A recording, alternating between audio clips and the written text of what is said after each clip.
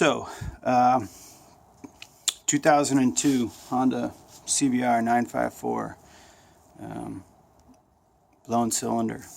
A couple months ago, lots of smoke, loss of like a hesitation of power near red line, and looked in my mirror and it was just billowing smoke out. And so I shut her down and parked it, and had to walk.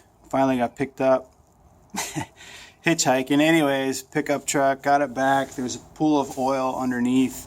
Got it home. It fired right up, but one cylinder obviously wasn't firing, and I could see on the header that the one cylinder was just wasn't getting hot, and this oil just came spewing out, like spitting out little by little of the tailpipe. So anyways, getting down to the project, and I'm talking to the mechanic. He was like $3,500, and I don't want to do it until December and this and that. So when I was a kid, I was a mechanic in high school, and I've got a decent amount of tools, and I've decided to take this project on as my winter-fall project. So I'm going to YouTube and post this stuff, and my hopes are that, you know, somebody like me who doesn't have a shop and, you know, doesn't have access to all these resources, but is in a situation where he needs to do something like this,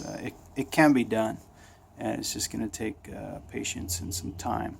So I'm going to kind of video blog the progress. I've already started. I've already made some videos, and there's not going to be a whole lot of technical stuff, more like little tips, like the technical things you need to get out of the repair manual, which you have to have a book for sure, and you have to read it before you start. Like, you got to read, just start from the beginning and read the book, because it's got a lot of insight onto, you know, what you're about to take, and you can apply this stuff probably to any crotch rocket, really, maybe any motorcycle.